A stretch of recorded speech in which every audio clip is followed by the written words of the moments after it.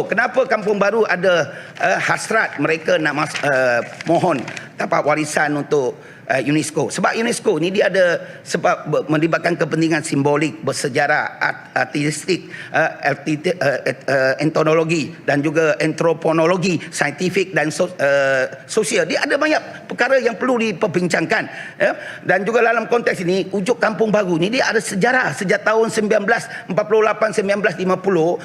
apabila ada rancangan bridge daripada British ini untuk nak pastikan Parti Komunis Melaya mereka bersetuju untuk sebelum menangani perjanjian mereka nak pastikan putus bekalan yang disupply kepada Parti Komunis. Jadi kampung-kampung yang penduduk-penduduk warga Cina pada ketika itu yang bertaburan di sana sini mereka kumpulkan satu tempat, jadikan satu camp, kemudian dapat berjaya patahkan, kurangkan supply dan sebagainya kepada sokongan dan sebagainya kepada Parti Komunis, dan kemudian akhirnya menjadikan perjanjian Ramai Hanyai dapat di tangan ini. Oleh kerana demikian, untuk menghargai, untuk kita pastikan ini menjadikan satu warisan kerana dia ada sejarah tersendiri.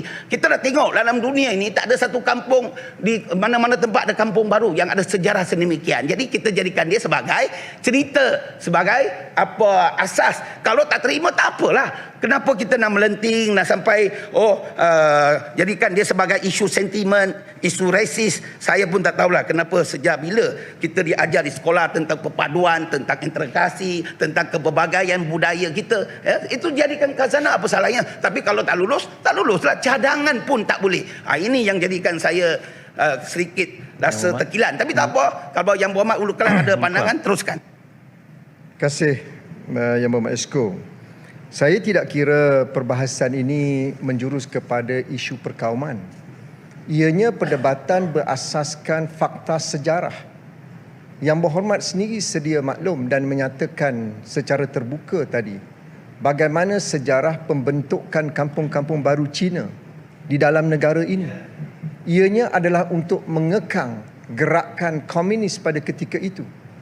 Apakah yang nak kita banggakan sehingga kita nak jadikan kampung-kampung ini sebagai tapak warisan UNESCO?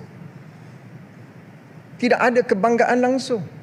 Sebab itu kalau kita lihat perdebatan di kalangan tokoh-tokoh sejarah, termasuk Datuk Dr. Ahmad Murad, Profesor Sejarah Sosial dan Intelektual di ISTEC dan Universiti Islam Antarabangsa, telah menyatakan ianya bercanggah dengan inisiatif perpaduan nasional yang sepatutnya diberikan pertimbangan asas sebelum permohonan ini dikemukakan kepada UNESCO.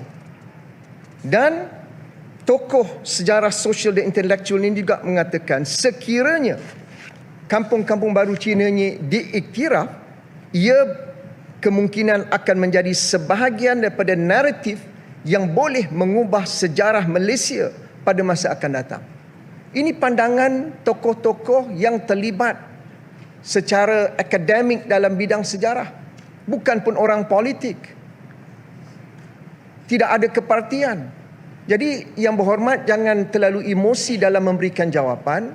Kami hanya melontarkan pandangan dan ingin tahu apa pendirian kerajaan negeri. Kerana Yang Berhormat Menteri berkenaan yang datang daripada parti Yang Berhormat memberikan tumpuan kepada negeri Selangor bahawa kampung-kampung baru Cina di negeri Selangor akan dicadangkan untuk menjadi tapak warisan UNESCO. Mengapa di Selangor sahaja? Kalau ini diberikan ruang, ianya akan menimbulkan ketidakharmonian dalam masyarakat majmuk di negeri Selangor.